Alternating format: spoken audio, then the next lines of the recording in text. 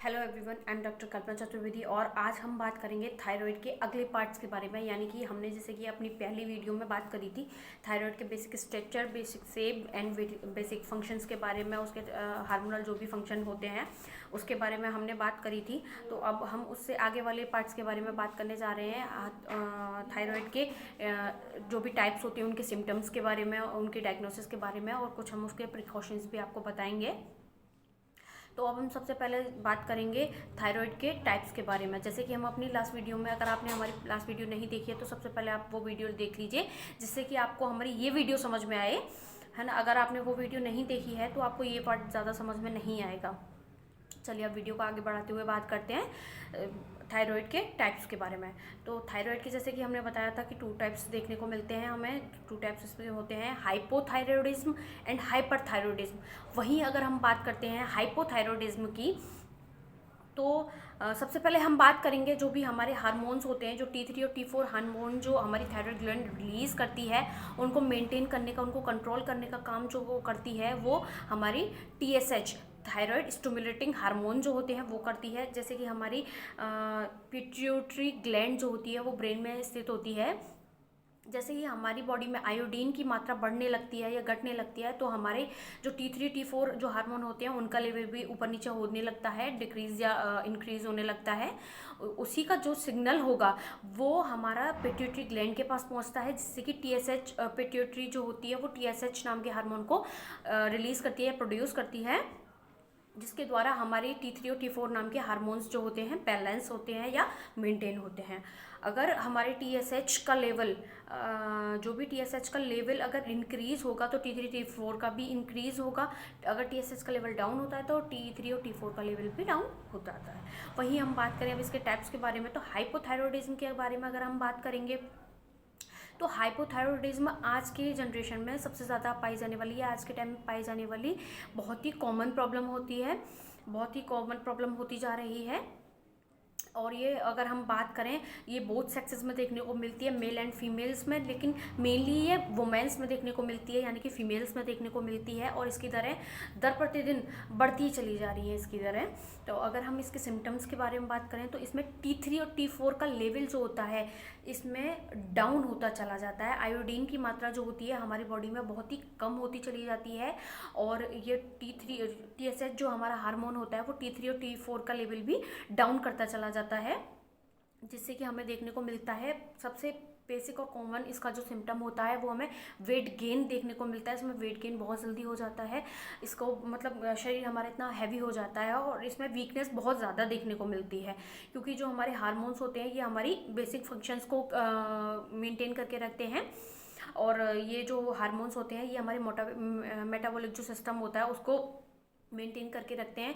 तो अगर T3 T4 का लेवल अगर डाउन होता चला जाता है, अगर इसका लेवल बहुत ज़्यादा डाउन हो गया है, तो हमारा मेटाबॉलिक सिस्टम जो होगा उसका लेवल भी बहुत डाउन हो जाएगा।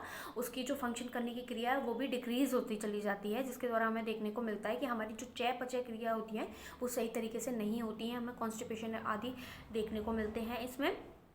और वहीं हमें देखने को मिलता है कि जो हमारे हार्मोन्स के द्वारा श्वसन प्रक्रिया जो हमारी होती है वो इसी पर बेस्ड होती है। अगर हमारे इनके लेवल में अगर ऊपर नीचे होता है तो हमारी श्वसन प्रक्रिया भी ठीक प्रकार से नहीं होती है। और हमारे ये हार्मोन्स हमारे सीधे ही हार्ट पे जो होता है अफेक्ट करता है। ये अफेक्ट होने से, हार्ट पे अफेक्ट होने से हार्ट रेट इसमें डिक्रीज देखने को मिलती है, बहुत स्लो इसमें हार्ट रेट हो जाती है। और जो हमारा ब्लड प्रेशर होता है उसी के हार्ट के बेसिस पे ही हमारा ब्लड प्रेशर भी डाउन होने लगता है।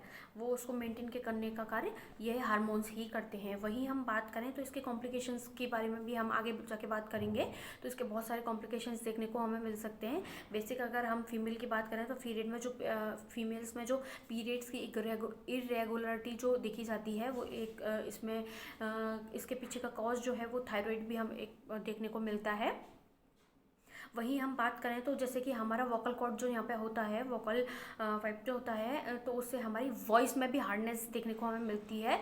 गला भी हमारा भारी होने लगता है, जैसे कि देखने को मिलता है कि ऐसा लगता है जैसे आवाज़ बहुत भारी हो रही है, हमारा गला बहुत भारी हो रहा है। तो ऐसे कुछ सिम्टम्स हाइपोथायरॉयडिज्म में देखने को मिलते हैं। अगर आपको ऐसे कुछ भी सिम्टम्स नज़र आते हैं तो बेहतर होगा कि आप बहुत जल्दी से जल्दी इसको किसी डॉक्टर की परामर्श लें इसमें, और उसका सही समय पर सही उचित तरीके से इलाज करवाएं। तो वही बात करते हैं हम इसके सेकंड टाइप्स के बारे में। तो हाइपरथायरॉयडिज्म में क्या होता है, आयोडीन का लेवल बहुत ज़्यादा मात्रा में बढ़ जाता है, जिससे TSH अपना जो फंक्शन क्रियाएं करती है वो बहुत ज़्यादा लेवल में करने लगती है, जिससे T3 और T4 नाम के जो हार्मोन्स होते हैं बहुत ज़्यादा मात्रा में वो बनने लगते हैं, जिनके द्वारा हमें देखने को मिलता है कि हमारा जो मेटाबॉलिक सिस्टम है वो बहुत ज़्यादा इंक्रीज़ हो जाता है। अगर हम आयुर्वेद के अकॉर्डिंग इसमें बात करें तो हमारी जो अग्नि होती है वो बहुत तीव्र हो जाती है, जिससे हमें अपनी जो मेटाबॉलिक क्रियाएं होती हैं उसको करने में बहुत ही ज़्यादा प्रॉब्लम होती है, हमें डाइजेशन की प्रॉब्लम भी इसको देखने को मिलती है। और इसमें अगर हम बात करें तो हमारा वेट बहुत सीवियर तरीके से लॉस होता चला जाता है, हमें वीकनेस देखने को मिलती है। वहीं हमें देखने को मिलता है इसमें स्वेटनेस बहुत ज़्यादा रहती है, जैसे कि हम देख रहे थे कि हाइपोथायरॉयडिज्म में हमें ड्राई स्किन देखने को मिलती है, इसमें स्वेटी स्किन देखने को मिलती है, यानी कि हमें पसीना आदि बहुत ज़्यादा देखने को मिलता है इसमें। वहीं हमें भूख बहुत ज़्यादा, मेटाबॉलिक सिस्टम इंक्रीज़ होने से हमें बहुत ज़्यादा भूख लगने लगती है, और हमारी जो न्यूरोलॉजिकल हमारा जो सिस्टम होता है उस पर भी इफेक्ट देखने को मिलता है। हमें बेसिक चिड़चिड़ापन हो जाना, हार्ट रेट भी इसमें बहुत ज़्यादा इंक्रीज़ हो जाती है, रेस्पिरेशन में भी इसमें प्रॉब्लम्स आने लगती हैं। और अगर हम इसके इसी तरीके से कॉम्प्लिकेशंस के बारे में अगर बात करेंगे तो इसमें बहुत सारे कॉम्प्लिकेशंस इन हार्मोन्स के डिक्रीज़ होने से या इंक्रीज़ होने से देखने को मिलते हैं। अगर हम सबसे पहले बात करें तो वुमेन्स में इनफर्टिलिटी एक बहुत बड़ा कॉज करती है थायराइड। तो थायराइड एक बहुत बड़ा कॉज है इनफर्टिलिटी के दौरान। तो वहीं हम बात करें इसके कॉम्प्लिकेशंस के बारे में तो हमें मैक्सिमम एडिमा भी देखने को मिलता है, हमें गॉइटर की प्रॉब्लम भी इसमें देखने को मिलती है, हमें थायराइड को जो कैंसर्स होते हैं, हमारी जो थोरेसिक के कैंसर्स होते हैं वो हमें ट्यूमर्स जो होते हैं वो देखने को मिलते हैं। वहीं हम अगर इसकी बात करें डायग्नोसिस के बारे में, अगर हमें ऐसे कुछ भी सिम्टम्स अगर देखने को मिलते हैं, अगर हमें इन्हीं सिम्टम्स के देखते हुए हमें देखने को मिलता है इसमें हेयर फॉल बहुत ज़्यादा होने लगता है। अगर हमें हेयर फॉल की कंडीशन अगर हमें मिलती है तो हम अगर डॉक्टर से परामर्श लेते हैं तो हमें हार्मोन टेस्ट कराने को सबसे पहले सलाह देते हैं। तो वहीं अगर हमें ऐसे कुछ भी सिम्टम्स देखने को मिलते हैं तो हमें डॉक्टर की सलाह जल्द से जल्द ले लेनी चाहिए। वहीं डॉक्टर्स इन्हीं सिम्टम्स को देखते हुए TSH नाम के टेस्ट को करवाते हैं, यानी कि इसमें थायराइड फंक्शन टेस्ट इसमें करवाया जाता है, क्योंकि उसी में हमें देखने को मिलता है कि T3 T4 का लेवल हम सही तरीके से देख सकते हैं। उसमें T3 T4 का लेवल अगर हमें डाउन या इंक्रीज पाया जाता है तो उसी रिपोर्ट्स के बेसिस पे हम इसका ट्रीटमेंट करते हैं। इसका ट्रीटमेंट भी इसी के आधार पर, इसकी जो डोज होती है ट्रीटमेंट की वो इन्हीं रिपोर्ट्स के अकॉर्डिंग क्लियर की जाती है। अगर हम इसके प्रिकॉशंस के बारे में बात करें तो अगर हाइपरथायरॉयडिज्म हमें देखने को मिलता है जिसमें आयोडीन का लेवल बहुत ज़्यादा मात्रा में बढ़ गया है, तो हमें अपने बेसिक जो हमारा खाना पीना होता है, जो भी हमारी डाइट है, उसमें हमें आयोडीन का लेवल बहुत कम कर देना चाहिए या बिल्कुल बंद कर देना चाहिए कुछ टाइम के लिए, जब तक कि थायराइड हमारी मेंटेन नहीं हो जाती है। वहीं अगर हम बात करें हाइपोथायरॉयडिज्म में, जिसमें कि आयोडीन का लेवल बहुत डाउन होता चला जाता है, तो उसमें हमें आयोडीन की मात्रा बढ़ा देनी चाहिए। ये हम इसका बेसिक जो होता है, हम इसका इस तरीके से इसको मेंटेन कर सकते हैं। अगर हम इसके ट्रीटमेंट के बारे में बात करें तो आगे जाके हम अगर आपको ज़रूरत हो तो आप हमसे सलाह परामर्श ले सकते हैं।